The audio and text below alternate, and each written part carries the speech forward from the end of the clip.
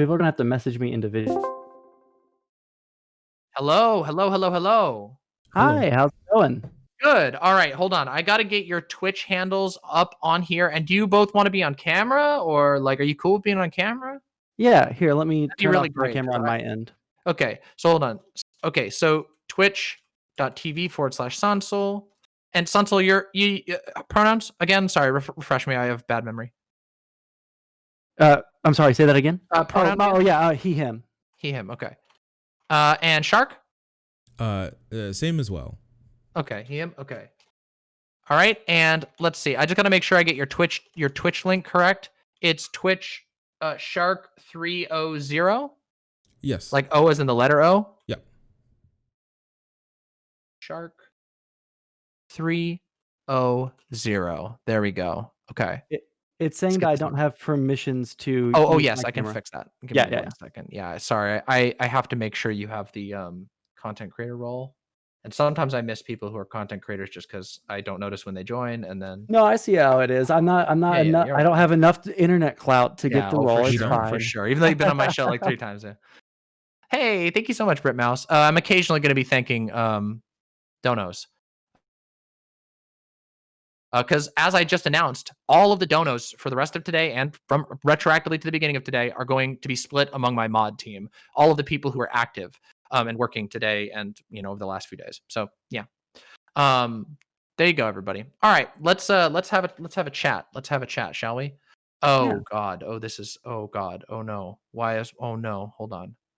This is my chat box is destroying our ability to see anything. Here we go. I got to make chat small. Okay. Oh no, the text. Oh God, why do I do this to myself? Holy shit. I'm very sorry about this. I'm just trying No, to you're make totally it so fine. it's visible, and here we go. We'll do this right here. Yes, that will make it very readable. And then I need to put up the other text from this. Here we go. Mod day. Oh my God. Oh my God. Streamlabs is a pain. Yeah, well, I'm using OBS, but it's also, yeah, it applies. All donos today split between mods. Let's shrink this and put this right here. Here we go. There we go.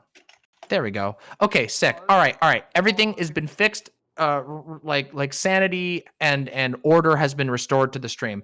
All right, what we talking about? I really appreciate that. So for me, when I watched finally the first half of the first debate, and then I watched everything from Destiny hopping in yesterday with an incredibly the most embarrassing display I've ever seen out of him. That was really fucking weird. From there through the end of your second conversation with Daskrubking, I feel like the drama is pretty useless in my opinion. I think that it's I don't see much use in talking about that too much, but I feel like there were some things missed on both your part and his part throughout that conversation. Me and Shark have been talking about it since I started streaming. And I just kind of like want to go over that in general. When Shark, I don't know if you want to say anything really quick. No, go ahead, buddy. You're the leader now. Yeah. All right, cool. I'm in charge. So when we're talking about like the meme itself, I can agree. The meme is pretty poorly worded and leaves a lot of room over for interpretation. Is using guys as friends, does that mean like you're leading them on? Does that just mean like being friends with guys? Can men and women be friends? Like it is equivalent like in emotional damage to using a woman for sex, right? I think that I would generally agree with that if we change it from using guys as friends to leading guys on. And that's like the first big thing, and we can kind of jump off from there. There are a couple of things I'm sure that we'll just kind of naturally get there from that, but would you agree on that at that baseline, like at that like edit to the meme? Would you agree with that? That it's like like leading people on or whatever is. I would say specifically men in this case. Okay, yeah. If we want to keep it in the same frame as the original one, which is painfully heteronormative, then yes, that's perfectly fine. We can do that. We can stick within that. And yeah, if you'll recall, we actually agreed on that at the very beginning of the VOD.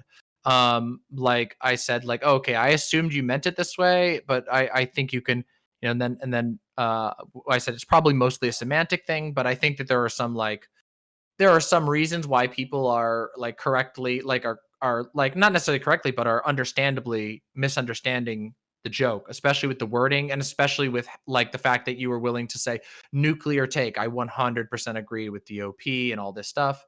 Yeah, but we talked about that in the original VOD. And then we kind of Yeah. said, and then after that, I was like, well, do you mind if we dig in a little deeper and try to find some of the like underlying beliefs here and see what we can figure out? Like, yeah. So yeah, I did Yeah. already. Yeah, I would say I would agree with that by and large. Yeah. Okay, cool. So Yeah. like that's something I had a baseline because I feel like at some point it turned into this compulsory contrarianism where it would go into yes, we both agree men have this issue, but like also on the other side, women have this issue, and then like people would like both of you would agree, and like then it would go down this whole rabbit hole. The thing that I would mostly take issue with is the reframing, and also to start this off, also I agree with almost everything both of you guys said, but the way that it went down and the way that the conversation went was really really um unproductive. And Yeah, I agree. yeah, and there were some things that I do disagree with. And Shark, if you can help me, I'm forgetting like the specific things here that I was talking about just like 10 minutes ago. So we were talking about like talking about like a specific issue that pertains to men, and then like dragging like the women's side of the issue into it, which is true, that happens. But the thing is, for me, I talk a lot about men's rights and men's issues, like in particular, and I've seen this a whole lot with a lot of people who, and I'm not saying like you in particular, I have no I don't know you enough to even make that assumption. But yeah, this is the first time I've ever talked to you besides the DM I sent you after you called me a lib. Yeah, it's true. Yeah. Lib mama. I don't know anything about that. No, I was like, no, it's all right. It's all right. We can have that one next if you want to. Oh yeah, no, definitely.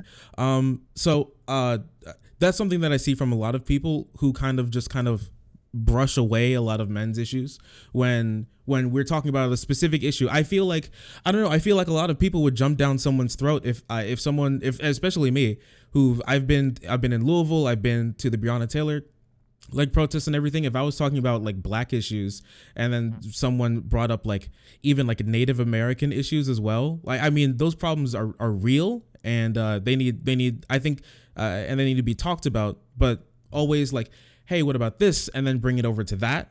When we're talking about this specific issue, it comes off as invalidating to me. Mm-hmm. I'm sorry, what was your point with that? No offense, I don't know what you mean. What are you referring to? Did I do that at any point ever? Well, I don't think I ever did. In fact, I would argue he did that. He did that? Well, I remember like multiple times. I remember specifically when I may have lost it. Oh, here, let me. darn. Yeah, it was really unfortunate. Wait, let me see if I can because I haven't watched it in like a second, but I do remember this. I do remember this specifically, that that when like men's rights are sometimes being brought up, that the other side of the coin is did I do that as well? I believe you did. Okay, well, I didn't, and I would urge you to please rewatch it again. Sure, no problem. And yeah, you will discover that is not the case. So listen, I don't know you at all, but Sondsol, I really like you, but do you guys actually like have anything to talk about? I've been getting reamed over this for like 24 hours now, and like if we're just gonna like, I don't know, if it's just gonna be like things that I didn't say, it might annoy me just a little bit. Like I'm pretty exhausted about the topic, but like if you have actual critiques that I actually said or anything that I actually did, I would really love that, as opposed to like, I don't know what this has been so far. Okay, well, I guess I don't want to take up your time if you think that this is a not useful critique or anything. Mostly what my problem with the actual like content of the debate was the kind of contrarianism, and at a certain point it got to a point where you guys would both say that you agree, but you would be disagreeing on, like, so for instance, the part where it was the emotional response of a guy having the perception of being led on to like racism and stuff. There was like agreement, and then you would say something along the lines of like, but it's like it's not exactly the same, right? And like kind of like bring it all the way back. I mostly have critiques about rhetoric and stuff like that. If you want to talk about that at some later time, I understand the exhaustion that can happen from No, I'm Yeah, just like like you being I'm attacked and stuff. That's really bad. I yeah, heard but that you've I been just attacked I by just BGG. like you brought up No, something I didn't do, and then Shark brought up something I didn't do, and then now I don't exactly know what you're referring to here. A lot of these just feel like very like I don't know, like they're a little vague. And I'm not trying to be defensive. It's just right. No, okay. Well, like I'm just confused right now. Like, so what's the problem? What did I do wrong? Like, I had a debate with Daskrubking, and then following that, I've had just nothing but a wave of abuse, including Destiny and Daskrubking now both urging for my deplatforming and also explicitly saying that I'm harmful to trans people and women online. And like, I'm supposed to yeah. like, am I in the wrong there? Like, just because I had an argument with the guy? Like, I mean, we all have arguments. We have panels every single day, people arguing, and you know, even if you think I was a stupid dumbass and all of my arguments are wrong, like how does any of this like apply to what's happening now? Right. Okay. Well, I don't think this is either what of I'll us say. are defending like any of those attacks. Huh? I'm not not Okay. defending anything from No, like I BGG or like Scrub. I don't know Yeah. what I didn't really say you Scrubking's did. I'm about. just asking. Right. I'm Right. saying that No. is No. No. Yeah. So, yeah, this is I don't know what the like level of like attacking has been. I don't want to be really bad. I'll tell you that much. yeah, I can imagine. I was mostly just looking for like a chill conversation about this, but I don't want to like over like like emotionally exhaust you from the level of hate that you're getting right now. Sure. I mean, you're not like you don't have to kitty glove me. It's just like No, I no. just like I'm on stream. I'm Right. I'm Okay. working, I'm doing stuff, you know, I I got wanted to other ask- content to do. I want to I have, wanted to- if we're going to have a conversation where people are going to critique me, just critique me, get the critiques out. Let's do it. Let's talk about it. I wanted to ask one thing. I remember you guys were talking about domestic abuse in particular, and Scrub Sure. King had a weird thing to say about how he like understood why men were well, he said it was bad that men were like taken as the aggressor there. Or like the most dangerous one or something. Yeah. If there's like if you like hear a screaming match or something along those lines. And then he said he understood why that happened, but he said it was bad. And then you had a disagreement, and you said that his point actually defended taking the men up in that scenario, because he brought up the fact that men in this instance, if that was going to be happening, obviously it was like a woman and a man in a room and there's yelling or something, the cops get called. The man would have the ability to do more damage, even though there's the possibility that he can't be more threatening. And could you like? I said I think that his argument that like the police target the man first would support my argument about patriarchy being used to harm both women and men. The assumption that men are always the aggressor, that men are the people who do things, and that women are the people who have things done to them, aka this is the objectification of women. That is a very basic like feminist concept and critique, is that women are seen as people who have things done to them and that men are the people who do things. We never got to even talk about this because he was trying to get a gotcha on me about Rittenhouse or something, but this was my point that never even got to be talked about. The fact of the matter is his arguments of saying that, oh, well, women like like if a woman ever says anything to a man and the man responds and is justified by thinking that that's like a flirting, that this all builds up to the idea. It builds into the idea that men are the people who do things and women are the people who are have things done to them, and that women always have to be in a position of subservience and objectification in comparison to men. And we never actually discussed about that because he literally, the definition of a pivot, pivoted to talking about a knife and a gun, which I said was confusing to me. And I really wanted to understand it. But at that point in the conversation, he was full on in dunk mode. And no matter how many times I tried to communicate to him that I don't understand where he was going with the analogy, with the pivot, that never happened. So I don't know, like people were calling me a complete dumb fuck over that point. Like literally, that was one of the parts that a lot of people fixated on, called me a dumb fuck and whatever.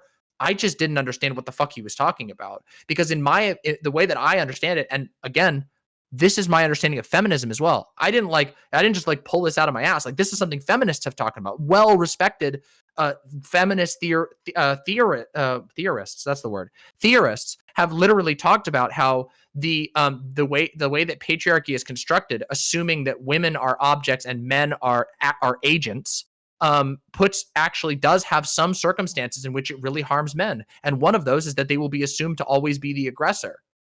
So he did ultimately agree with me. He just didn't want to admit that I had a point about the way that patriarchy is constructed. At least that's what it felt like. Or maybe he was just too concerned with something else. Maybe he does believe that. We never got to it. I tried multiple times. Even in the follow-up, I tried to reset the conversation so we could actually talk about that, and he didn't want to. He held up a fucking timer to me and all kinds of stuff. So yeah. Do you get that? Do you get the analogy now? What analogy? Wait, which analogy? To like Kyle the gun Rittenhouse, and the knife. I don't know. I don't want to get into the Kyle Rittenhouse thing, but like the gun and the knife thing.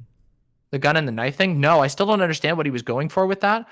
Because like to me, that is not even like really a parallel situation. And when you're thinking about who is like I said this, I don't remember who I can't even remember who I talked to about this. But when we're talking about like threat versus aggressor, like there is another question that has to be answered for you to make sense of that, which is to whom? The person with the knife is the aggressor and the threat to the person with the gun, because they are being charged by a knife. And as it turns out, a gun isn't an automatic win. If that guy with the knife gets up to you, he could kill you. But to the police who are coming in after, the guy with the knife might also still be the threat. Imagine if, like here, let me give you another example of this. Let's say the guy with the knife succeeds. The guy with the gun tries to shoot at the guy with the knife and misses. And the guy with the knife stabs him in the chest and he's down on the ground. And the police rush in and they're like, oh shit. And the guy turns with the knife and he's holding a knife that's dripping blood on it and the dead guy on the floor and is looking at the cops. The guy with the gun is not the bigger threat, nor is he the aggressor. So the analogy makes no sense to me. It never did, and it still doesn't. Well, I think. I mean, like, if the dude's dead already, I don't think that applies. But I would think. I would he's think just bleeding more on the ground, like these are the things. Like in an analysis of aggressor and threat, both of those are things that you have to ask to whom. Yeah, but then you have to like flesh it out before you even get there, right? Yeah, but he wouldn't do that. He refused to do that. Sure, but could I?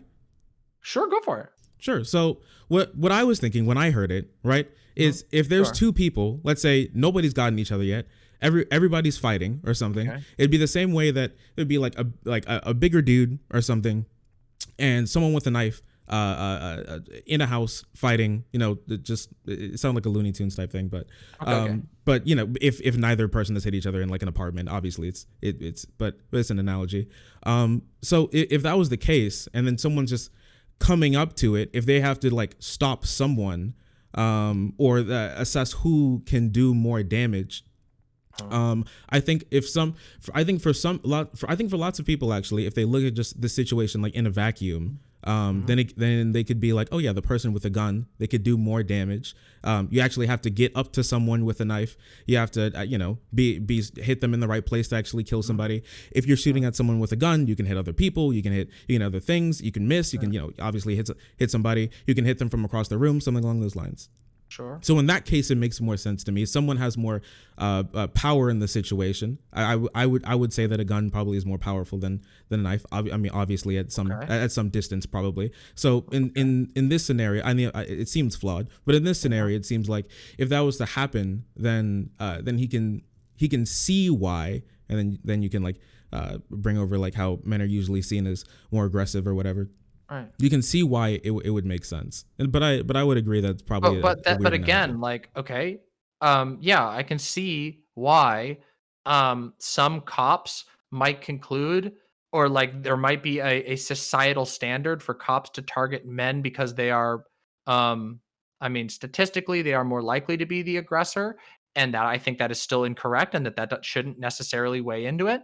But also that they are, likely to be the greater physical threat. But again, that agrees with my point. That is a large part an assumption based on our preconceived notions of gender. So where is the analogy, and how does this actually argue? Like, he was being the one who's being very, in my opinion, very contrarian there, and I was trying to understand what he was asking, and it just doesn't. The hypothetical doesn't make sense to me. Like, I mean, what's the point? What is he actually saying? Oh, that like people are wrong in making this accusation, and the patriarchy reinforces that. It does. That's what I was saying. He was trying to say the opposite, but he didn't make an argument for the opposite. He made an argument in favor of my position.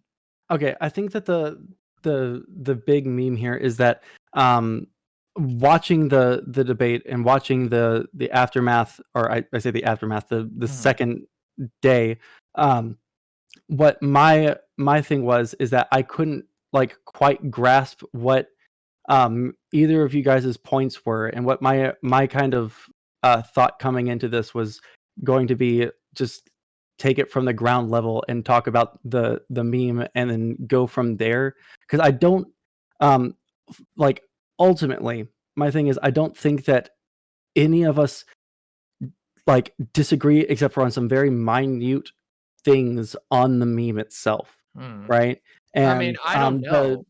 I think that Daskrubking and I do have genuine disagreements. I just think he wasn't willing to discuss them because he was personally afraid that I was gonna like that he was gonna be accused of being an incel, or something like that. And it's just like, oh well, like perhaps, just spine up to your own position. Just if you believe these things, like the thing is, like I think that he puts an undue, like my assessment after all of this is that like I think that he basically, like, his position appears to me to be basically doing everything possible to pretzel himself into a position where women have to do most everything, and that men just kind of have to ponder about the complexity of society. Well, women have to need to start complimenting men right away to fix the problem. And I even offered him an out in the conversation where I said, well, don't you think that like maybe like men paying other men compliments would be a really good way to start this process, to like start breaking down that toxic masculinity? By the way, that is again not another thing that I brought out of my ass. Like, that is a thing that has been suggested by feminist theorists for decades, that men have really toxic relationships with one another, and it leads to them, because women are seen societally as the objects, that men abusing one another ultimately ends up projecting onto their wives and their children and their friends and their sisters.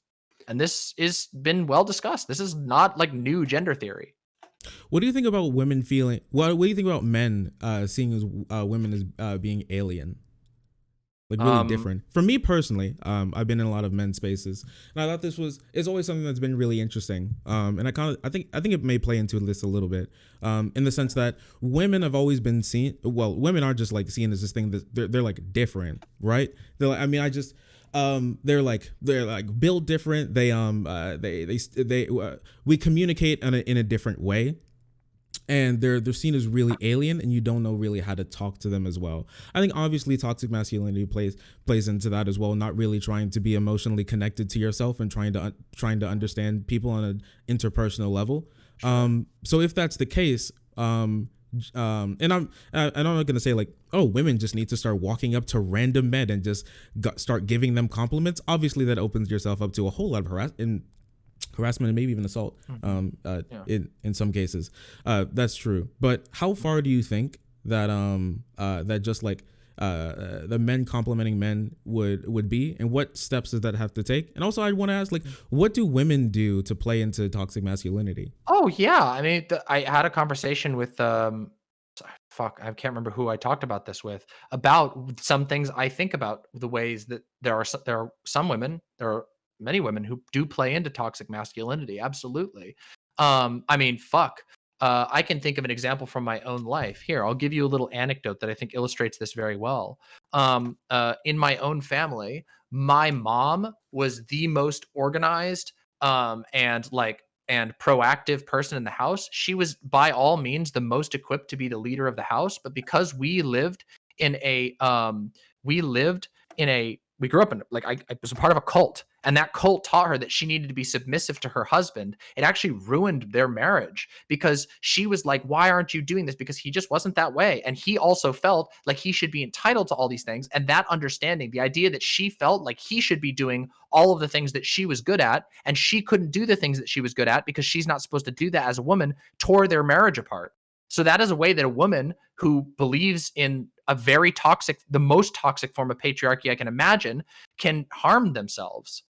And yeah, there's a ton of examples of this. I think like trad wife culture, like for example, Abby Shapiro is like the biggest stand for the patriarchy I can imagine. In fact, I've done multiple videos on her and how she just makes apologies for a system that ultimately harms her and limits the men in her life.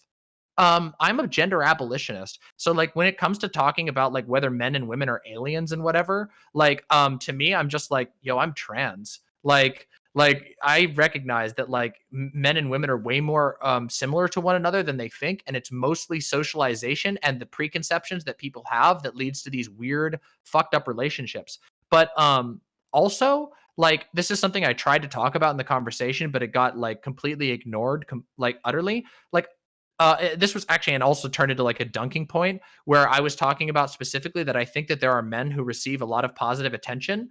And then, it's not all men, but it's a handful of men receive a lot of positive attention. And I don't think it's just attractive men or like super, I mean, I don't mean just attractive men. I mean, super attractive men. Like obviously somebody like Hassan, who's just fucking crazy hot, is going to get a ton of positive attention, like literally a model. But there are also all kinds of men. There are like all of the men in my life, all the men I know get a lot of positive attention from me. I'm not interested in them at all. I just give them that because they're kind to me, because I know they're safe. And the fact of the matter is that most women do not feel safe around men because our society has, as we established in that conversation, centuries upon millennia of the abject suppression of women and seeing women as objects. And Yeah. so, yeah, I think there's a lot of shit like that. But that conversation was impossible to have in the original one. So we can have that now if you are interested. No, I mean, can see sure. that. So for me personally, Mhm. growing up in like the Black community, I've seen a lot of I remember this was a topic of debate a little bit in your discussion with Scrubking, where it was like some groups holding up a system that could hurt them as well. And obviously you explained like your mom there. I think you brought up Black people holding up socialism, holding up racism, if I remember that correctly. Yeah, I think there are some Black people who uphold racism, but that doesn't mean that like racism is only on the shoulders of like it doesn't mean that we should have a message of like bootstrapping, that if only the Black people would be less easy to be racist to, then we would fix the racism problem. No, the fact of the matter is we need to identify who is most responsible for perpetuating racism, and the people most responsible for perpetuating racism are certainly not the victims of that, although there are some who contribute. There are also trans people who contribute to transphobia. Blair White is a fantastic example of this. I would argue that Candace Owens is a great example of somebody who is Black herself and also contributes to supporting and denying the existence of systemic racism.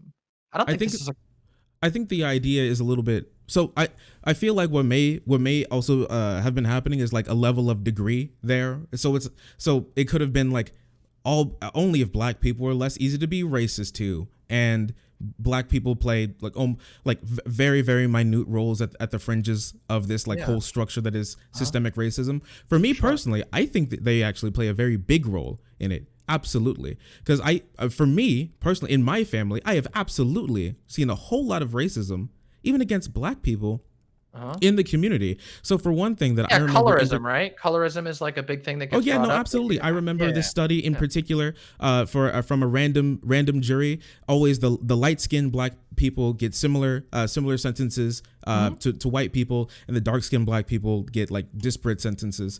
And this even persists in all black juries with all black judges as well. Sure, but that we also have we have a different term for that because it functions differently. Colorism unfolds in our society different than racism does, and that's why we have a separate term for it. Like colorism is not the same thing as racism. Is it tied to race? Is it informed by white supremacy? Yes, but it's not the same thing as race, and we have a distinct term for it because it has different nuances. Likewise, we have different terms for patriarchy and things when patriarchy doesn't go so well for men. And like, I think there are a lot of men who suffer under patriarchy. For example, one of the I think, for example, trans women suffer really bad under patriarchy, especially both before and after transition.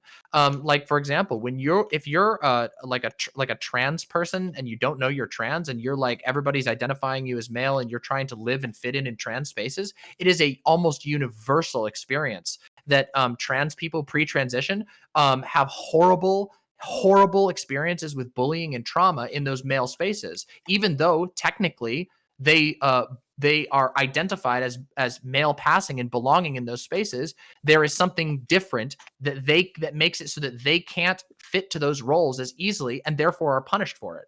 I think that's true. Also, gay men are also the victims of patriarchy. Also, men who just femboys are the victims of patriarchy. In fact, in the gay community, there's a fucking huge ongoing, and this has been around for a while, of femme men get mistreated really badly on dating sites in comparison to mask men. Like, yeah, there are all these different nuances for sure. But again, in that conversation, we never talked about these. We could have. But yeah. Okay. For me, it just seems like degree. They're different. But I think they can play into like the same systems. And for me, I think for lots of men, and you probably know this as well, they like revolve. One of the things is like, even though they objectify women, they revolve their lives around kind of what women would want, if you know what I mean. You mean like they constantly think about how to win women over and like how to win women, how to appeal to women, how to talk, how to talk to women, like the whole like even like what's it called, like pickup, like the whole like pickup culture came out of that. I mean, me personally trying to find my masculinity, I watched like Alpha M, but I didn't watch like any of the other guys, but I did watch things like Alpha M, and that plays into a lot of it. And I feel like obviously the onus to like change the system isn't on women, but the role that women play in changing patriarchy is like very substantial. Because even right now, one thing that's happening is a lot of change from women, what they want in men, like the typical like stereotypical sort of like traditional like masculine man is still desired and maybe even like seen as still pinnacle, but there are other like ideas of men that are being put up, that are even like probably being like pushed by. I'm not like saying like the women change what they want and then the men change afterwards, obviously, but there's like a degree there, like a portion that see like women changing in what they want and then change in that way. That could also help. Okay. I mean, I've never once did I disagree with the idea that women have a part in fighting patriarchy, not even close, and I don't. I don't know if that sounded like I said that you don't believe that women have any part to play. I do, and I tried to make it clear, like really substantial. Like, I think here's the thing. I think there is there's this weird back and forth that happens a lot of times, which is that part of this is because of the MRA red pill incel push, that have pushed this idea that see, Stacys, they're the ones who perpetuate this toxic masculinity. If we just didn't have the Stacys, if there was just, if these fucking Stacys would just, didn't just want to go after all the like hunk like Chad men, then we would have no problems with this. You know, if we were just, you know, like in the most extreme case, issued girlfriends, there wouldn't be any problems. They blame patriarchy on the victim, on the primary victims of patriarchy.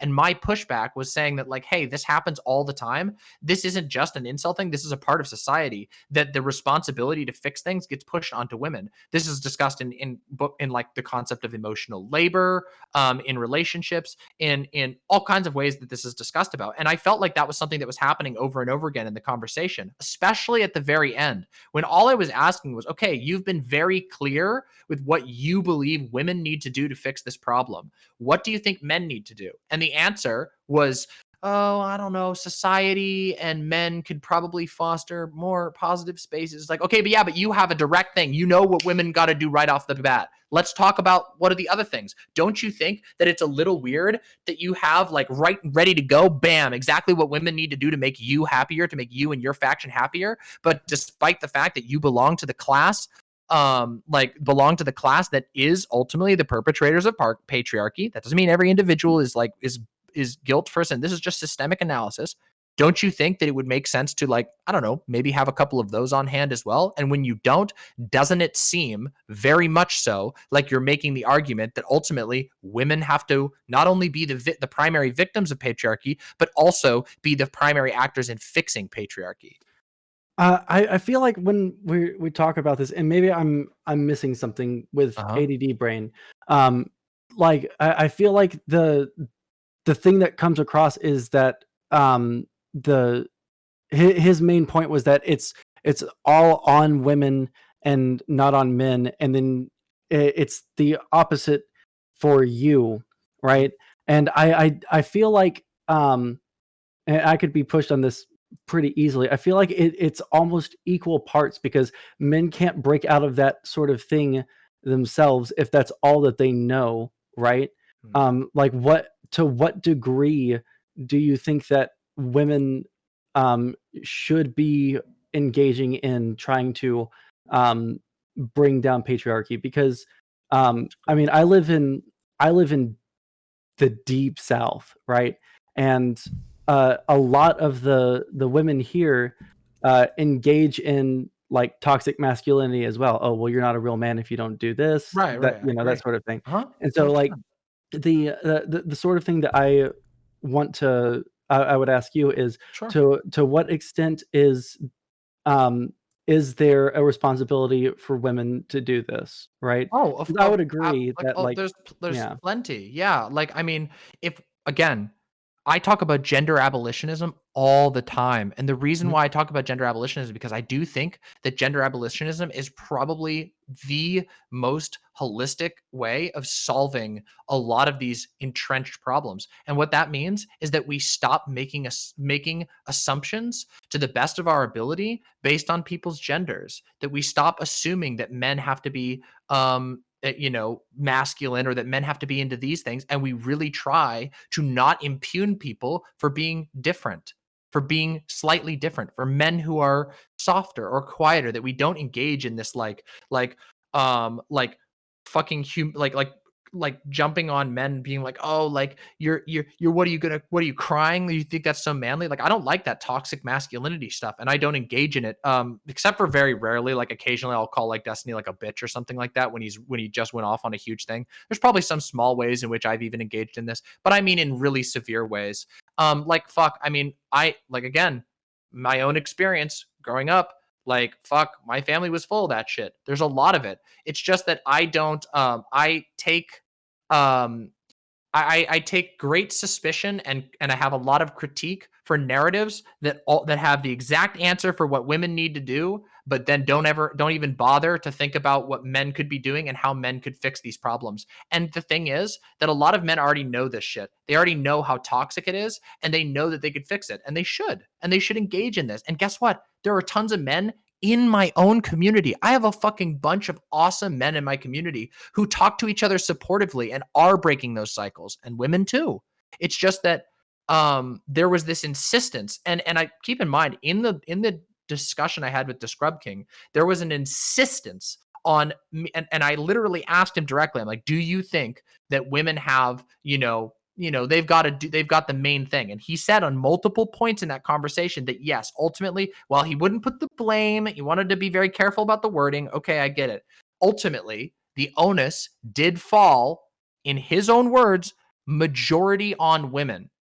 And if that's the case, I don't agree with that. I don't think it falls majority on women. I think it falls majority, in my opinion, on men, because men have access to halls of power by as a class, again, not necessarily individual men, but as a class, they have access to money, to better pay, to the ability to actually influence things. Men who can have a much easier time getting popular as an artist or as a streamer, and then they can use the fact that they don't get harassed sexistly all the time to protect and buff up women in their space to fix this problem.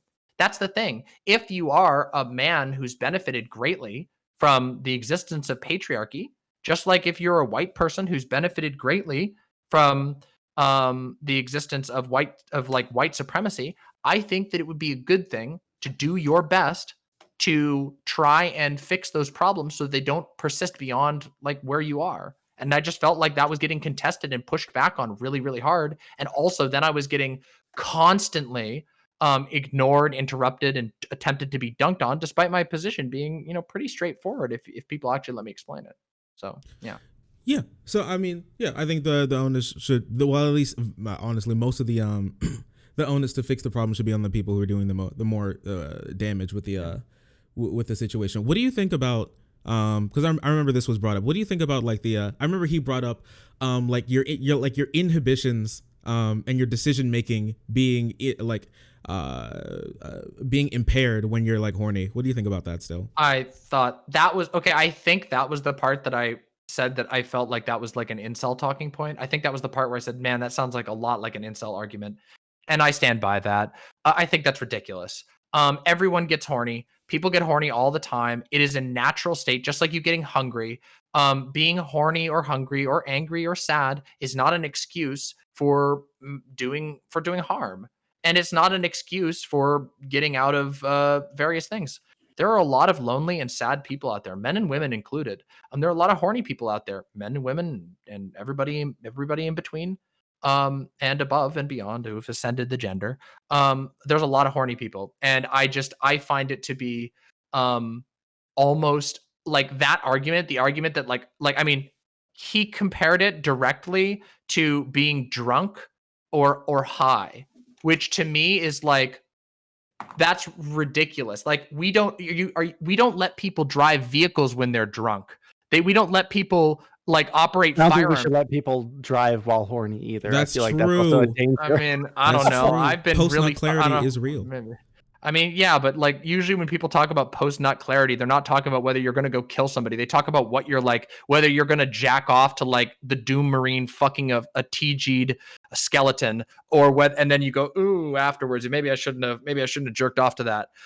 That's post-nut clarity, not I'm going to have a completely different worldview when I'm horny versus when I'm not. Oh, I think women are objects when I'm horny, and I think that I can do anything to them versus when I'm not. That's ridiculous, and I think that's like not only infantilizing to men, but it's insulting. Like it literally sounds. It is, and I'm not kidding you. The argument that like being horny is not a rational state of mind is the exact argument that Christian groups use to tell women that they have the responsibility to not tempt men. That is quite literally rape culture. And I recognize, and I don't think that that's a stretch at all. The argument that horniness, especially male horniness, is an altered state of mind in which people then, okay, well then I don't think, if that is true, if I was to accept that was true, then I would have to believe that men should be kept away from anyone else when they're horny. And I don't believe that. That's ridiculous. That's outrageous. So no, I think that's one of the most ridiculous. I think comparing it to like being drunk or high, or like especially if you're like near blackout drunk or high, I think it's just that's pretty ridiculous. Or saying that we should excuse any damage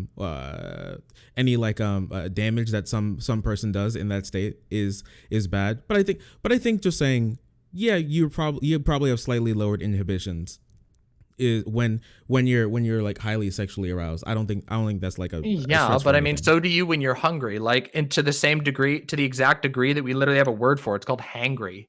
Like, sure, okay, but that's usually if somebody fucking punched you in the face or like went way over the line and then they were like, sorry bro, I was hangry, you wouldn't really think that was a really good excuse. You would just be like, oh yeah, okay dude. Like we recognize there are all kinds of things that can affect our moods, all kinds of stuff, but that's not an excuse in any way for acting out. In fact, we don't even excuse people when they're drunk. We don't actually excuse people when they're high. If somebody does something horrible while they're drunk, well, they got drunk and were very irresponsible. You still have a responsibility even when you're in an altered state of mind. And in fact, I actually think there's a Destiny video on this about talking about how he handles consent with drugs. Like, this is a huge issue. Now, again, I think it's laughably outrageous to try and imply that like horniness is an altered state of consciousness. And mind you, you can go watch the VOD. I made sure that I asked him to clarify that position, and he stood by it. And if that's the case, which he did, I think that's laughably ridiculous. Because if that is true, that men are so horny that they cannot like exist decently around women, well, then I think that maybe the second wave feminists were right, and the only answer would be to abolish men completely as a class, or else humanity will never succeed. But I don't want to conclude that because I don't think it's true. But if you're going to make the argument that horniness is an altered state in which men cannot be trusted to not harm women, which is what that argument ultimately is, if you're saying it's that equivalent, well, all right, I guess it's time for male prison island. But I don't believe that. Maybe Daskrubking believes that. It sounds like that was what he was arguing for. I don't think he ever thought about it through, but that's what he argued. So I think honestly, I do think he thought it through, because he was speaking like not too long ago before I started streaming about how he did like research into it, about how it like lowers inhibit. I didn't see his entire argument of it. He was talking to like Merrick about that earlier, and that was it is an I've literally never heard that before in my entire life. It is an interesting point. Okay, well, can we both like acknowledge that's like please, can we acknowledge that's outrageous? Like, to say like, sorry, I missed what is outrageous. Sorry, basically. You can go ahead. The idea that being horny is a significantly altered state of consciousness that could be reasonably equated to being drunk or being extremely high. I think that's pretty outrageous, pretty absurd. Okay, thank you. Yeah, thank God, because everyone has been acting. I'm not kidding you. Look, this is a little bit me commentating and bringing in the outside drama. But oh my God, everyone has been arguing like that is not the most absurd thing, completely ignoring that he made that argument, and me saying that's ridiculous. I think it's fucking ridiculous. I think that's fucking ridiculous. To a certain extent, I could say that like it's less of an impaired state and more of like enhancing desire, but like that's like the furthest I would go. Like you still have like mental autonomy, right? You still have agency, and it's not something like, look, I'm sure that like many people in chat, both in your chat and in my chat and in Shark's chat, have all been in situations where like they wanted to go a little bit further, but then the other person said no, right? And like you wanted to, but you didn't, because you still had agency, right? Yeah, that's what makes the difference between a good person and a rapist. And honestly, I don't think that people should be like applauded for not raping someone. That's like being like, "Hey, congratulations, you didn't rape someone today." 1 second, just to address something in my chat. Is it absurd if someone's tipsy or someone's depressed? Wouldn't we consider both compromised in some way? Not to like, okay, so when we talk about the legality behind like driving drunk or something, you're not putting the drunk person on trial. You're putting the person that was sober and made the decision to drink on trial, right? Like that's like kind of where it comes from. At least like the I don't remember, some legal YouTube video I saw said that. Yeah. And so like it's not, it is absurd to say that you're judging the person that is not horny and not the person that was horny. Like that's like, it doesn't track. I don't at know. all. Like there's a number of implications of this argument that I could lay out. Like first of all, I would argue it is indeed an ableist argument, not directly, but indirectly by its implications. But most of all, the most obvious answer is that it betrays a almost comedic lack of familiarity with being horny and or drinking and or doing drugs in a way that like almost made me laugh. And no, I am not going to budge ground on something that I believe that opinion, the idea that horniness is but like definitionally an altered state of mind and men can more or less be justified in behaving different ways because they're horny because they're in an altered state of mind. I think that is by almost definitionally rape culture. And I fight against rape culture because I think rape culture is what has led to, a fifth, is it a fifth or is it a quarter of all women in the United States having experienced serious physical or sexual assault? It's pretty fucking Yeah, bad. I think we got to it was deal with that. 20%. Yeah. Okay. I have some people that are DSK stands in my chat, Okay, and sure. they are saying, um, by my logic, we should be able to criticize someone for taking advantage of a drunk girl, but not a depressed girl. And no, like again, like Are you you like shouldn't take this is advantage why? of a. Oh my god, I'm Yeah, sorry. you This sorry. is where Yeah. I start to do that. This is where I start to like break out the like. I don't want to say it. I can't say the I word. I can't say the I slur. Everybody, nobody say the I slur. Yeah, Like, I'll try and take this. Look, if you, so like, yeah, so when you shouldn't take advantage of a depressed girl either. I don't know, like if you're saying that, from your previous comments, what I'm understanding is that you're saying that, like women are taking advantage of horny men. I think that number one, I think that uh, the amount of times that that's happening in real life is not as high as people think. There's like this perception that like if there's a girl that is nice to you, right, as a guy, if there's a girl that's nice to you, then she wants to be with you, right? And then if you're like super horny and you think that she likes you and you find out she doesn't, it's not taking advantage of you, right? There are some people, and I think that everyone here would agree, like there are some people that do want attention from the opposite sex, and want to, just kind of ride that wave of like attention high, right? And they'll take advantage of someone that and like lead them on. I think that that is a problem that happens, but the prevalence of it, I think, is overstated. I don't know to what degree it is, because of the way that men are starved for positive reinforcement. and, Um, and also yeah, let me just weigh in here. Listen, yeah, I am a woman. I have dated almost exclusively women and femme leaning non-binary folks for my entire life. And guess what? I've been led on before. Yeah, it happens. Sometimes people lead you on. That doesn't give you like a license to like, I don't know, make excuses, and it doesn't change the facts of society. Like, yeah, there are some people who are really irresponsible. Like, holy fuck. One of the hardest chapters of my life was just somebody who was so irresponsible with my emotions, and it sucked. And I would argue that person was a bad person. But like, that doesn't mean that like I'm entitled to sex with them even if they led me on. It doesn't mean that like I am entitled to living my life as some sort of like miserly like or what's the word? Not misandrist, misogynist. Just because like I don't know, some trans women broke my heart. Like it happens, okay? Like, I don't know. I think that like it's very hard for me to engage in good faith with the argument that with somebody who's trying to say that they should be able to have sex with a drunk girl because they can have sex with their like depressed girlfriend. Like, holy fuck. That is terrifying, and I really hope that you rethink the way that you look at relationships between men and women, and or maybe check yourself into a prison because you sound like a rapist. What if you And don't? Oh, I'm sorry. Go ahead. no, and I was just gonna say that like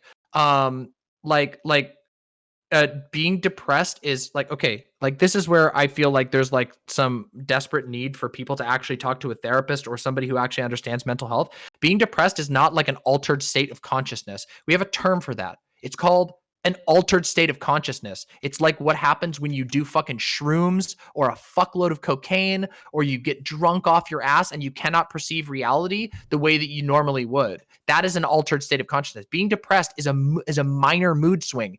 Even severe depression is, by comparison to an altered state of consciousness, a very minor mood swing. Now, if you want to talk about really severe things, guess what? We already have conversations, laws, rules around this. Did you know that if you rape somebody who's severely mentally impaired, you can go to prison for that? Because guess what? If somebody is so mentally ill that they cannot acknowledge reality, they might be considered legally disabled, and you have taken advantage of them. This is the reason why you can't just go and I don't know, pull a JF Gary Epi and lure someone who's severely mental ill into your cabin in the woods outside of America and then abuse them. Yeah, we call this is a bad thing. This is not a complicated thing.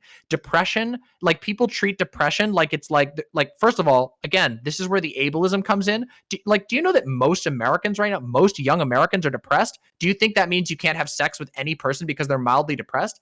That's what some people in my chat are saying, yeah. Well, they're fucking, I'm sorry, with all due respect, I'm going to be a little spicy here. No, that's fine. Holy fuck.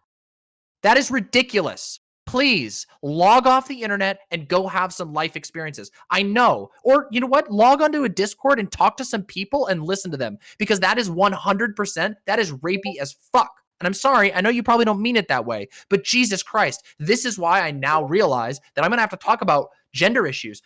Holy fuck, people on the internet have literally no concept of what a normal relationship with women is. And they think that you can't, that it's an equivalent between your girlfriend is feeling sad today versus your girlfriend is drunk. Well, if I can fuck her when she's sad and she says yes, I can fuck her when I get her really drunk. Dude, that is rape.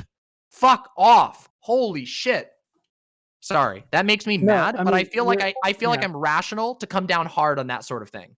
No, and I feel so too. They're saying that's not what they're saying. I just can't track what they're saying. I think mostly what they're trying to say would be they don't agree with the positive, but they would agree with the negative. So if you shouldn't have sex with someone who's very drunk, you should not try to get in a relationship or have a sexual relationship with someone who's having a really bad depression episode or anxiety episode, and you're the person that they go to. That is a comparable level of abuse for that person in their mental state. Let's say that there's someone that you know is having a really bad I don't know, maybe I'm not gonna say anxiety attack, but in a really a bad state of mind, and you're the person that they go to for that. If you lever that into getting sex from them, that is also very bad. But you wouldn't agree with the positive. For example, let me give you an example of one that I think would be bad. I think depression is a hilariously bad example. But if somebody was having a severe schizophrenic episode, you had a partner and they were having paranoid delusions and or hallucinations, and you used that to have sex with them, yeah, you would be a rapist. That is not, I don't feel like that's a hot take. There you go.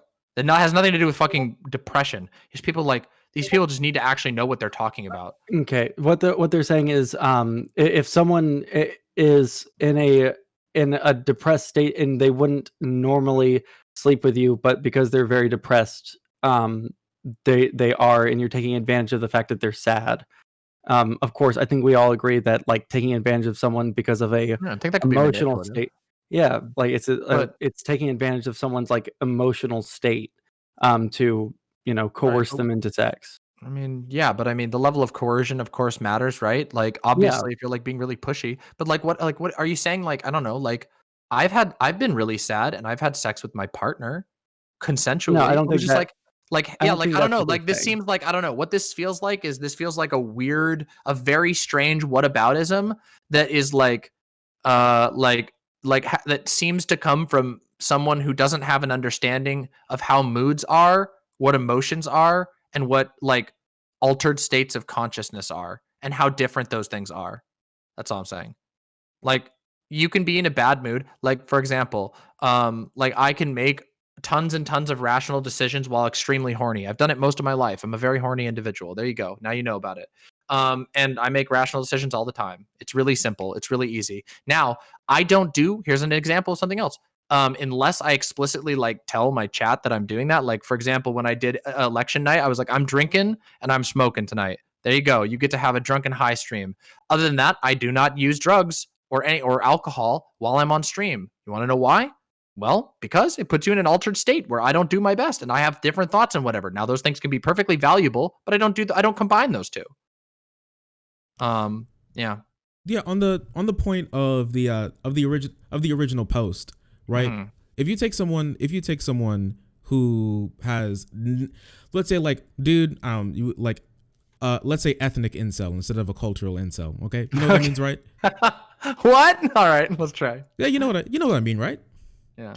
Yeah, like, you have an ethnic incel, right? Obviously, I mean, in this case, they don't hate women or harbor any like ill will towards any like other group of people. They're just a very sad person who doesn't have good interpersonal skills, can't really talk to people, doesn't have a friend group, maybe even doesn't have like a real family to fall back onto. They're just like they're just that type of person, right? When it comes to, obviously not the relating back to the post, obviously not the physical, like, you could be impregnated if you're a girl and someone like uses you for sex, right? But even still, if it's like a consensual hookup, that I think that problem still exists. Okay. So if you have that, would you agree that maybe you can even say maybe not like comparable, but if someone uses that person in that same state as like someone like leading someone, or maybe not even like leading someone, like kind of, I mean, I would say, honestly, I'd say probably being like a little bit abusive, if you know like about their life and you like use that could to be really like that could be basically what you're saying is like if somebody who is like socially like inexperienced and they got led on by like a girl or whatever, or like that girl engaged in like a really like one-sided friendship where they were taking a lot from somebody else or something along those lines, like that would be, are you trying to ask if that would be a bad thing? If it would be a bad thing, but if you would you say that would be comparable to using someone for sex? Using someone for sex? Yeah, depending on the circumstance. Yeah, I think that's fine. Like, I mean, and I agreed to that at the very beginning of the conversation. It's just that as we went on from there, some more like weird statements and really troubling things came up. Not rape, absolutely not. But no, but like using them maybe. Like if a dude like lied and was like, "Oh yeah, hey baby, like I can't wait to see you in the morning," and then they fucked and then he like just ghosted.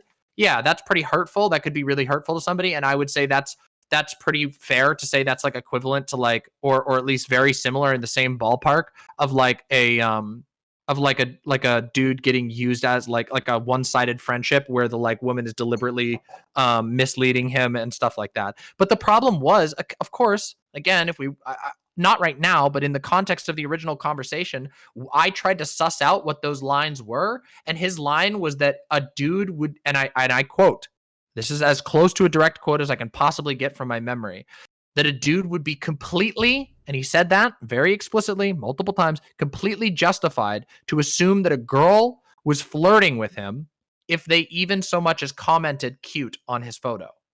And I think that's a really ridiculous line. And I think that plays into exactly what I'm talking about. Like if girls can't even give a compliment to men without being perceived as being flirting and coming on to the man, and that's justified in his worldview, I disagree with his worldview. And that's what he said. I remember that being brought up in the second conversation you had with him, and No, it happened in the first one. Yeah, but yeah, go ahead. Sorry. Did he not talk? Maybe I'm just misremembering. I feel like there's a certain level of like social, like, of course, like we've already got over the fact that like a lot of this is like social conditioning. But if a girl walked up to me and just like said, "I'm looking cute today," it would feel very strange. And I don't know how to normalize that without having a bunch of very negative consequences at the outset. Of, like, we should normalize girls giving compliments to guys about their appearance, right? We can't right now because of right. because of the mentality of, well, quite frankly, people like Daskrubking. We can't, because if you live in a world where even so much as complimenting a man's appearance is considered coming onto them, well, that will by definition be a hostile world, and you will not get that, because the thing is, like, I mean, here's the thing. Again, I'm very lucky in that, I guess, in that, I've only been like sexually harassed a few times, and that my male friends, I walk up to them and tell them I think they look good all the time, and there's no assumption that I'm like macking on my male friends. But that would be different because saying like, oh, you have a nice shirt, you look nice today. Wow, you actually did your hair. That's incredible. Like, you washed your face today, whatever. Do you know that women, like, I don't know, like maybe this is something that men don't know. I mean, I think there are a lot of men who just literally don't have any social interactions with women at all. But like, do men know that like women compliment each other all the fucking time? That like women are just constantly supporting one another? Like, for the most part, not all women, but a lot of times. My female friends are like super fucking supportive of what, like, we all support each other a ton. And I think that like also a lot of the men I know, after this conversation, I reached out to some of my closest male friends and asked like, how frequently do you get compliments? And they were like, these are ones of course that I trust. And they're like, oh, pretty frequently. Like, nobody feels uncomfortable to give them compliments. So it looks like once you open the door for it to be safe for them to do so, where they're not going to be expected to have to turn you down for a date or have to deal with you macking on them and giving them pressure. Well, hey, looks, as it turns out, women are more than willing to give compliments. But see, there's this worldview that women are just like secretly hiding away all the compliments because they secretly hate men or some shit. I don't know. It's so exhausting. Well, I disagree with that, because like I wouldn't immediately like start molesting someone that said that I was cute. hopefully. But like, but not even close to what I was still, talking about, but yeah. oh, sorry, but you mean like macking on them or expecting to, like, it would feel weird, and I guess that's like the societal part of it. Fuck, there was a second part to what I was going to say, and I've lost it. Wait, so you said you said women compliment each other a lot, all the time, right? Yeah, no, that was definitely. And for me and my guy friends, we my boyfriends, we compliment each other a whole lot. Like, hey man, nice ass, you looking like a whole snack today, right? But then for that, it's like a little bit more hyperbolic, even if it's saying, it is for women too. A little bit, yeah. So if you like look cute or something, so that would obviously in my head be boiled down to, you look nice today, right? But that wouldn't be boiled down to you're cute, like in particular. If I was just like outside doing my thing and a girl like stopped and was like, you're really cute, I can be like, you look nice, thank you, or you're really cute too. That sounds more of an opening, because I got complimented the other day about my denim jacket that I was wearing. I was at work. This girl was like, I really like your jacket, you look nice. I was like, oh, thanks. And that wasn't anything. But if she said, you're really cute, something like, I feel like that'd be a different connotation to the opening of but I just am like, but I mean, that's great. We're having a different conversation than the one I had with Daskrubking. And the way Daskrubking went about it was to instantaneously say that a guy would be 100% justified in interpreting that as flirting. And I just don't think that's true. I don't think they would be. And in fact, I mean, fuck, I can think of examples. I mean, I remember I was once walking in Capitol Hill here in Seattle, and a guy who was an older guy who like I think some people might be like kind of creeped out because he was like an older kind of disheveled guy, probably homeless, came up to me and was like, hey, I think you look really great, and I love your lip piercing. And I was like, oh, thank you. And it really warmed my heart. And he didn't push, he didn't flirt afterwards. I didn't interpret it as flirting. He just came up and he was like, hey, I think you look really good, I love your lip piercing. And I'm like, thanks. But that would be in the same vein as like what I said originally, which is you just look nice and not you're cute. Or like, you're really I mean, pretty. I don't remember the exact wording he said. Like, but people, you want to know another example of this? Okay, here's another example. I was in a gas station, and again, I am very gay, and like I don't exactly hide that. And I was dressed something similar to this. Like, I just had my like sort of like general like kind of like soft butch outfit on, and I went into a gas station. and there was this tall ass dude, this tall guy with really fucking clean cut. And I don't really I'm not super attracted to men or anything. And we were standing in line, and I'm really fucking tall. And I walked out, and he climbed it, and he had a really nice car too. And he leaned out, and he was like, "Damn, girl, you're fine as fuck." And that's what he said to me. And I was like, "Whoa, thank you." And that was it. And it was great. And that was somebody explicitly like saying something very strong. And I didn't interpret it as flirting, just somebody telling me I looked really fucking good. Yeah. Okay. I have two quick questions. One from chat, and then the second one that I just remembered. I'm going to do the second one first because otherwise I'm going to forget. Sure. So like, do you think that there is a way that women don't know how to compliment men because of this? Like from personal experience, I've talked to Shark about this before. Like I've been at bars, and I feel like because women either like don't know how to like compliment someone, or how to do things without like immediately coming off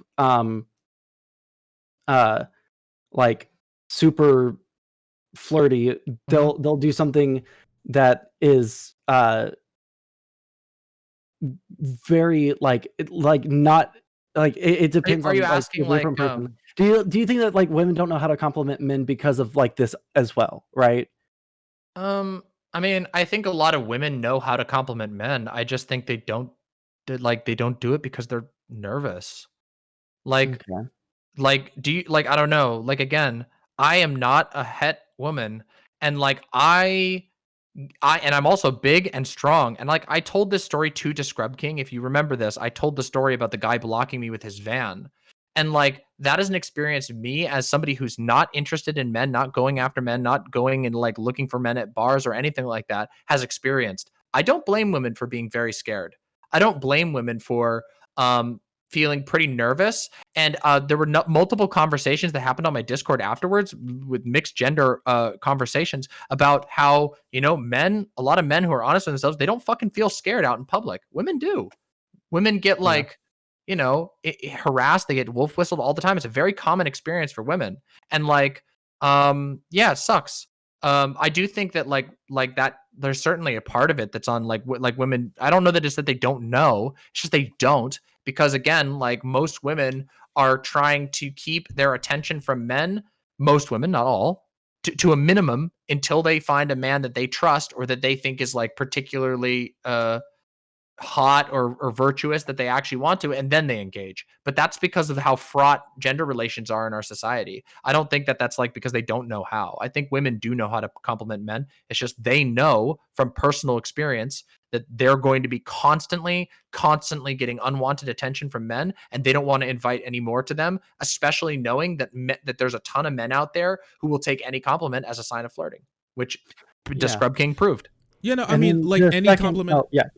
Like any compliment is a sign of flirting. Like, yeah, I mean that's pretty bad. I think we've all probably I don't know, but for me personally, if I'm hanging out with some of my friends, if that ever happens, I mean it happens sometimes. You read way too into it, and that's you get. Hopefully you have somebody to like pull your head out your ass when it comes to that.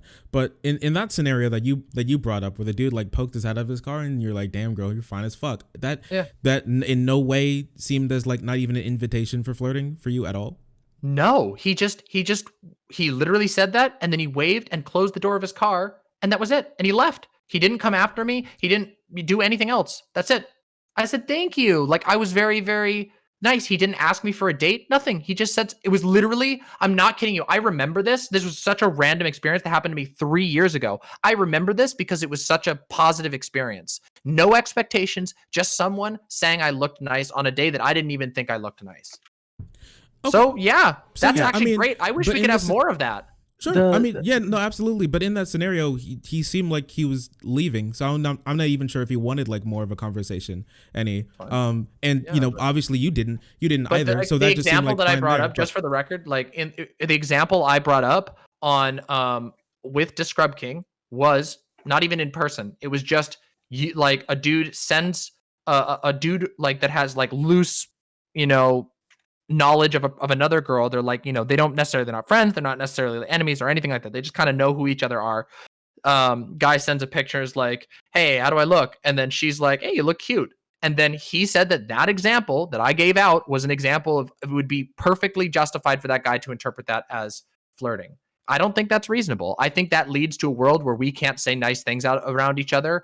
And that's not even that if that was the only thing we were talking about, that would be one thing. But if we go into reality, it's there's so much more than this. Like most girls don't even. Yeah. Well, okay. Yeah, you go for it. Sorry. No, I was just saying, like, yeah. Sorry, I'm dumb as fuck. You finish your Son, statement, let her then I'll go. speak. Let her speak. No, it's fine. It's fine. I've been talking a lot because I've been getting questioned a lot and stuff, but it's fine. Yeah. Like, I was just gonna say, like, I think that that was just the first of like of what I had intended to be a couple of questions to kind of figure out where these lines are. And to me, that indicates that the line is incredibly low if men are men are completely are in his own words totally justified in feeling like that was flirting. I feel like that sets the bar really low. And I would say, okay, like, and here's the thing. I know from experience that most women, if they do that, are not even going to be like bothered if the guy ends up flirting a little bit back. But it almost always goes worse than that. It's so common.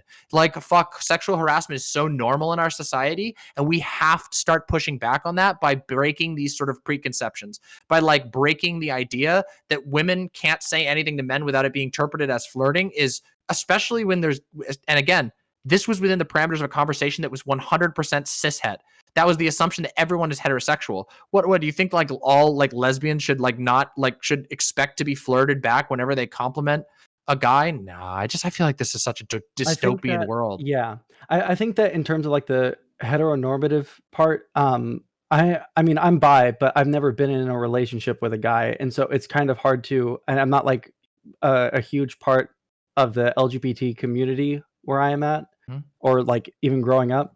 And so like I can understand why it might be like difficult to think outside of that and think that it's in any way different. The thing that I want to ask is like when I think that there might be a difference in just like terminology and justified, because I might be able to see what Scrubking is trying to say there, because in justified he might be thinking of it like justified in his emotional response being a certain way because of how they were raised, right? Like society. But I think that I could agree with that. Like it would be a justified thing in terms of how they're thinking because of the way that they were raised. It wouldn't be justifiable in like the greater scope of things. But do you think that's possibly what he meant by that? Like, it doesn't mean that was maybe, but we never got to it. Like, I don't know. Like, we could have had that conversation about what he meant by justified, but he was very strong in that statement and immediately wanted to talk about other things. So it didn't happen. Well, let's try and go down that line then. Like, if he meant it in the way that I just said, do you think that is more defensible? Maybe. Like, it depends on how far you take. How far you stretch the word justifiable. Like, for example, I understand and can like I can intellectualize and understand like how a racist might come to the position of being racist, but that doesn't mean I think they're justified. Like I think that like all people are the and I think I talked about this with him. I don't remember 100%, but I don't remember this. Yeah, like I don't think I do think that like okay, so sorry, I lost my train of thought there a little bit. Yeah, so okay, it depends on how far we go with the term justified. Like I would not say that like a racist who like a very racist person who had like a bad experience with someone of who's not of their race is justified in being racist. I would say that maybe it's understandable how they came to that position, but that doesn't mean that it's right. And that we never actually finished that point to determine whether he was saying whether he thinks they're correct in that assumption, or whether and when he says justified, or whether he means like, oh, I can understand how they got there. And we never got to that point, and that's okay. I think if we're being charitable, I think that he would agree with what you just said. But I mean, all the following points did not indicate that. And that's the thing. The following points, that's where I started to say, I don't even know if it matters if he says that, because his following points would indicate that he thinks that they're totally totally valid in all those things, and that he thinks that women need to like just more or less buck up and give more compliments. Like that's how it felt like the conversation went. But even in this context, like, do I think it's understandable how men would come to that understanding? Yeah. But I also think, like, I can understand how they came there, but I also think they're wrong. And I think it's important that we challenge people. Like, you don't like we shouldn't just say, oh yeah, I get why they would think that, and that's an excuse. No, you have to say, listen, like maybe a parent or a brother or a sister who goes, hey, like, little bro, like, I know that girl said that like your Instagram photo was cute, but that doesn't mean she's in love with you, you know? And then he goes, oh, really? And then you go, yeah. And then they go, okay. And it's like, well, why do you think that? And then you talk about it, and then you have a talk about it. Like, you have to, like, we can't just like say, oh, well, it's understandable, therefore it's okay. It isn't. It's not okay. And especially because, again, especially when we take the step back and we stop using just the hypothetical, because the reality is that men in our society, like, rape culture is absolutely still a thing that still exists to this day. And it goes way beyond just men thinking they're entitled to like, a lot of men thinking they're entitled to like a lot of attention because they got a single compliment. It goes way more than that. Like Lonnie just said in chat, like, she got a dick pic from a guy that she hasn't talked to in like 3 months, just out of the blue. Like, that is normal. Dick pics are so common. Like, I don't think a lot of guys like actually know how much sexual harassment women actually get on a regular basis. 3 years. Oh my God. So there you go. It's worse.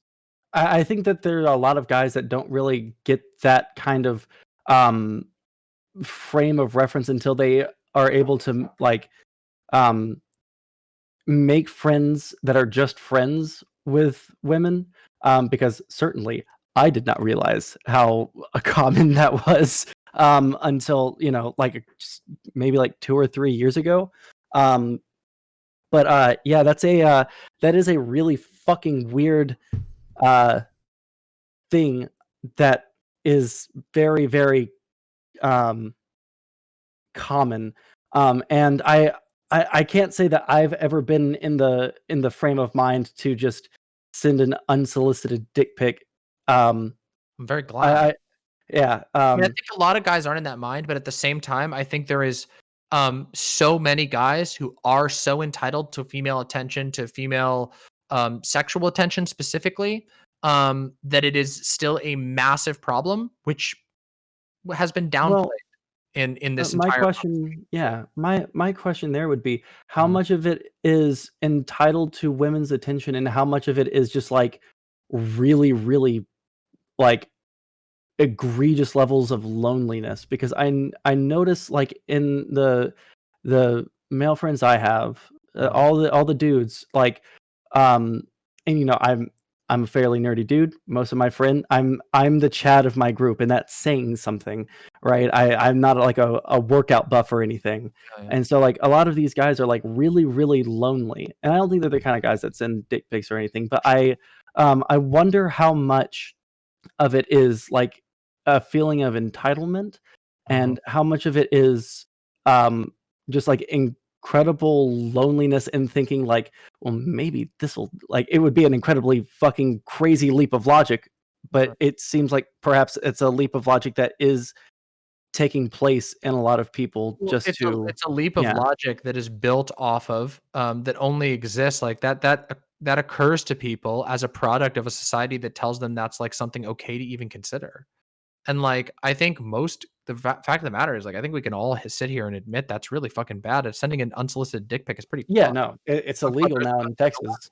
yeah, but there's nonetheless a lot of people who do it. So we have a society that makes that sort of thing normal. We have that entitlement is, again, not individual men necessarily are all individually entitled, but as a class, men do feel entitled to the attention of women.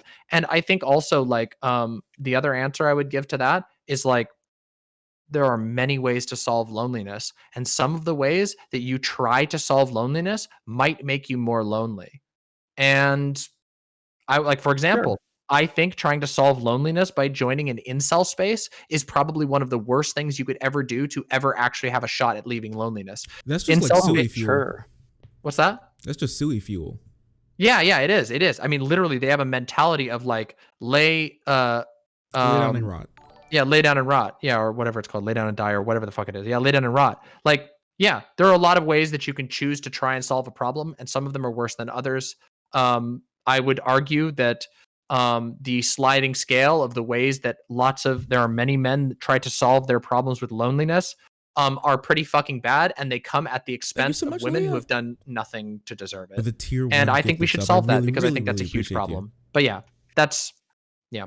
Yeah. One thing that I wanted to, because I was still thinking about like the compliment thing. So when it comes to that, I feel like would you say like it isn't, and we may be working off different definitions of flirting. So it wouldn't be like they take that as flirting, but more as they feel like this is an opening to jump to things that don't logically follow, like pursuing this person, or outright like asking for like a date or something, or like commenting on them like sexually, and like these are the things that'd be the problem. And not like if someone's is like, oh, you're cute, and then you're like, oh, you look very nice, and that's like an opening for a conversation, and then at the end you ask for their number. No, I mean, like, I don't think, like, I think obviously like people still have to flirt, people still have to have engagements. I mean, otherwise people will just retract away into like a lonely life of never talking to one another. Obviously there are some risks involved in all social engagements, but again, this was just the first of a question designed to figure out where the lines were, and it was that bar was set right there of just like, oh yeah, men would be totally justified to think that this is flirting. It's like, oh boy, okay, so this person that just accepts the status quo is fine. That the status quo of all of these assumptions being made of women constantly feeling burdened by their activity, feeling like they live in prisons. And I mean, this is the thing. If you talk to women, like if you go listen to some of like the Prime Kai's all femme presenting panels, and listen to how women talk about how they feel about being able to express themselves. Many women in our society, most women probably feel like they cannot express themselves freely, ever. They feel like they are constantly policed. They feel like they have to be incredibly careful with every single thing that they do. Every action they do is being scrutinized. And I agree with that analysis because it's true. And the numbers of rapes, the numbers of sexual assault in our society does speak for that. I just think we have to recognize that that's a problem and fix it. And it's uncomfortable. It's really uncomfortable, but it does mean we have to address it. So it's like, I don't know. And you mean scrutinize, you mean in like a way that is like possibly perceived as flirty, or like in some sexual way, or in every single way, not just that. Think about this. Yeah. Like, think about the schools. Think about the number of schools in America. This is just a small example of what I'm talking about. Think about the number of schools in America that have dress codes that are incredibly strict about what type of clothing women can wear, so as to not literally, often sometimes written into the dress code itself, so as not to distract teachers and students at the school. Yeah, I've had a conversation with this on Prime Kai. This actually happened on my school, and it was for leggings, and you had to like cover. We got a new superintendent, and so she changed it to now women can wear leggings. Big ups. They do have to cover their butt with like a cardigan or something. And the thing is, like on all the posters, it was only women. So I got like me and my guy friends, and we all wore leggings that day, and but that's a story for another day. It was really funny. I got a lot of people. To me, that's a positive way of fighting back against sexism. You literally took, like, I mean, it's maybe silly in high school or whatever, but you took direct action to show how ridiculous their policy is. But those policies are nonetheless, and for how it refers to this argument, commonplace. And so that's what I was trying to make clear desperately in that conversation. And I don't think it was ever allowed. And I think now, as I'm looking back at the crater that is my timeline and my DMs and everything like that, I'm just like, yeah, you can't even talk about sexism without getting told that you are a active harm to women, and by two gamer guys, by the way, two dudes who've determined that I'm a danger to women and I'm a danger to trans people. Yeah, okay. So yeah, that's I don't know. I guess I've talked about this for like 5.5, 6 hours now. I've been talking about this particular as like an end cap to this. Sure. What do you think that dudes can go, like, how would you say guys can go about helping with this? Like if a girl calls them cute, and then they're like, oh no guys, this girl, she wants my dick. I mean, like, I know how I would engage with that. I don't know if you would agree with it. But like, I'd be curious to hear what like your kind of um prescription for that is. What Yeah, is I your mean, what I remedy? would say is, like, I think that dudes should have more frank, and humanizing discussions about women among themselves. That when they're talking about women, they should make an effort to try and get in the woman's head and just be like, "Hey, hey, don't go too hard on this. Like, keep it easy, dude. It's just a compliment. Like, don't downplay things. Be like, hey, that's fucking cool that you got complimented. But if they're like, oh yeah, I'm gonna fucking bang this girl, be like, oh, slow down, dude. You know what I mean? Like, fucking just have it. Like, I think that men need to make it normal to like. I mean, this goes as far as like even film, right? Like, and this is a little bit of an anecdote, but I'm trying to illustrate what I'm trying to say here, which is that the like sort of like meme of the Bechdel test, that like most movies never have scenes of like women talking to other women unless they're talking specifically about a male character. Mm-hmm.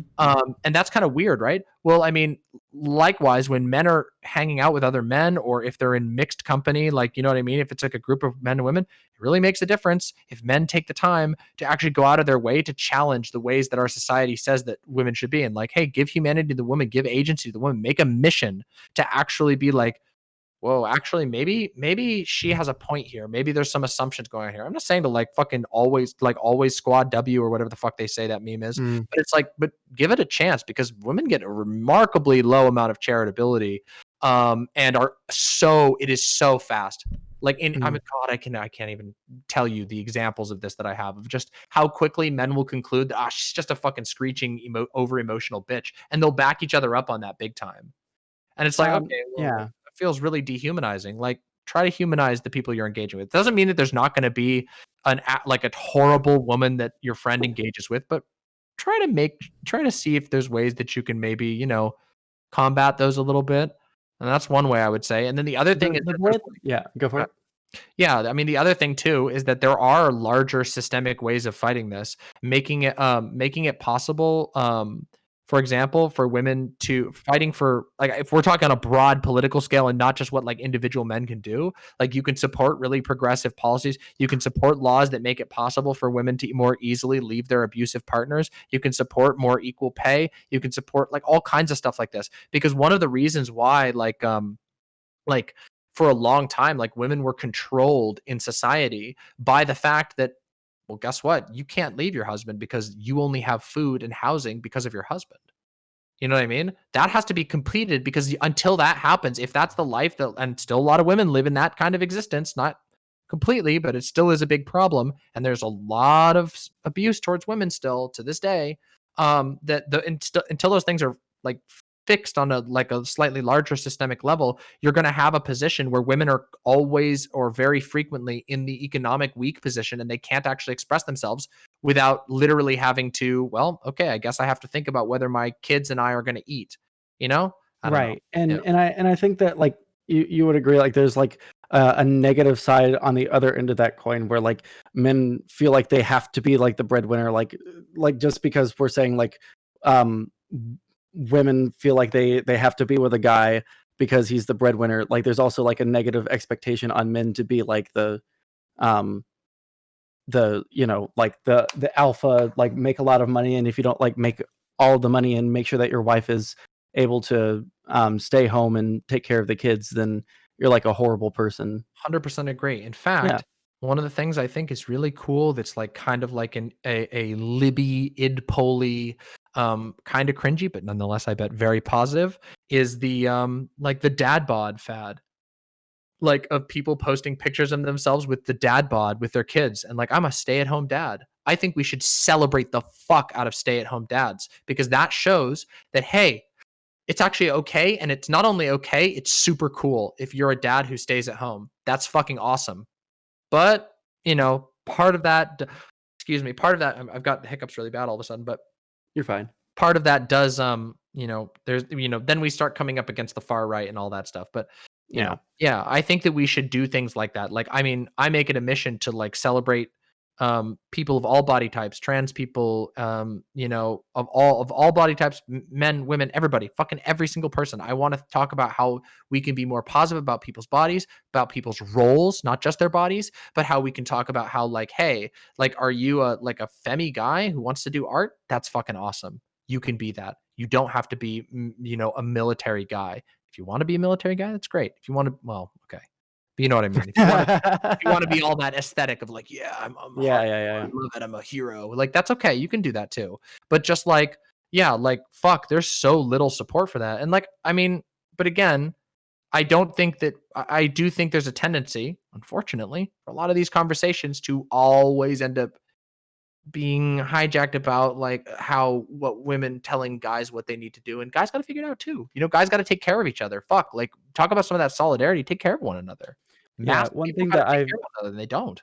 Yeah, I find it difficult to because sometimes I'll bring up uh, like a negative thing that happens with men, and then I'll have someone in my chat that says, "All right, but that's because you know XYZ with women," and then it gets turned into like which is the more oppressed class, and it's like, well, I would say women, but they're like it's not just like it's not a zero sum game or like who is the more oppressed one. Like we have to in order to fix the problem, we have to go at it from both ends.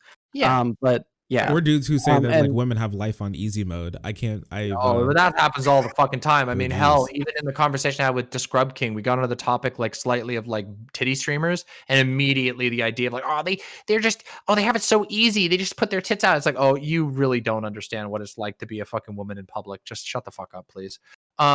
Like, but yeah, no, I agree. Like, fuck, hold on. I wanna make sure I'm not losing my train of thought. Like, Mhm.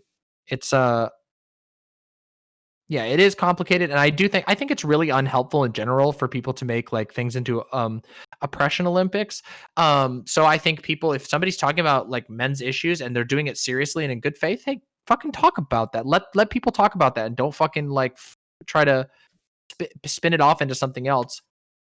And at the same time, it happens all the time. I think people have a tendency to assume that like, oh, we fixed all the gender problems. But the fact of the matter is that in most places in most of the US are still incredibly patriarchal and incredibly sexist. And so women's rights still aren't accepted as a norm. Now in lefty spaces, women's rights are. So sometimes it can seem like, I know, like, I can remember an iconic Vosh thing where he did like, this one's for the men. He did like a stream talking about men's issues. And he was like, you fuckers in chat, like, you know, freaking out about like, oh, you people come in here. What about the women? We're talking about men right now. And I think that's no femoids in chat. God yeah, damn it. no femoids in chat or whatever.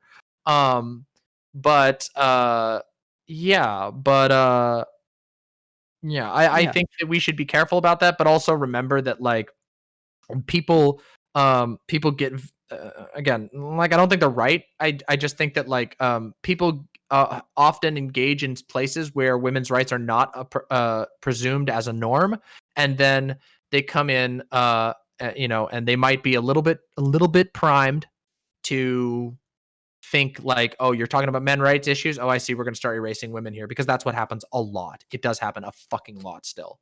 But yeah, just as this is me speaking as a broadcaster, you know, gently give a little pushback to those people, because it is important to talk about men's issues. It very, very, very much is. And men should be encouraged to talk about men's issues in a way that's humanizing to women, and that's humanizing to men, and that's humanizing to trans people and non-binary people. That's the way that you should do it. And I believe very strongly in that. And I've done that on my stream many times. So people, again, the idea, like the fucking manifesto and all this shit that's talking about me being like the worst feminist that you could exist. Manifesto is cringy. Of course it is. I mean, doesn't it feel a little weird that like a woman has an opinion online in one debate and then ends up with a manifesto written about her? Do you see how hostile this is? Like, I can't even fucking go in a day without somebody fucking jumping down my throat about something stupid. Anyway, any other things you want to drop? Because I know Dr. Heemed Out wants to come on, and I told him I would let him come on so we could talk about this a little bit. Yeah, no, I'll let you go unless Shark has something. No, I think about just got about everything that I needed. Also, Excellent. hi Lonnie. I got to speak to Lonnie a little while ago, and she seems great if she's still watching. So just wanted to say hi. But yeah, it was nice speaking to you. Maybe we could do it again sometime. Yeah, absolutely. It was wonderful talking to both of you, and I'm really glad we ended up having this sort of like full fleshed out conversation. Sorry if I was a little bit like exasperated at the beginning. Like I was trying my best, but I was just like a little confused as to what we are talking about. But seriously, yeah, that's what I was follow expecting. these two. Like they're both like fucking Sondsol and Shark. This is my first time talking to you. It's been extremely pleasant. I'd like to see why you think I'm a lib, but we'll do that for another day. Sondsol, we've had many good conversations. Give these two a fucking follow. And might I say, just so you know, both of you are indeed looking wonderful today. Both of you have fucking incredible hair. Can I say that? Like, because actually the first comment that people said when you both came out was, holy fuck, we got two people with fucking good ass looking hair on here. So hell yeah. All right. All right. Thank you. Thank you so much. I'll catch you later. All right. All right. Bye. Bye. All right, stream, we did it. Boy, howdy, we did it. All right, we spoke to Demonmama. Thank you everybody for the follow, for joining the frenzy, and being so incredibly pog. I appreciate all of you. Thank you. We are now in less squished Shark. We're now in the normal aspect ratio for my stream. Let's go, Epic and Pog. Thank you everybody for the follows. It really means a lot. It really does. Thank you. Also, was this you, Miko, who messaged me during the stream? I'm not gonna lie, you don't think she's listening to us at all? Ooh. Okay, so all right. So now it's time to go back into the stream chat because I've been neglecting my chat, and I'm so sorry. I'm sorry I neglected you. Oh, I never expected you to run away and leave me feelings this empty. I almost forgot the line, but I made it. Your meow right now could sound like music to me. Okay, but thank you.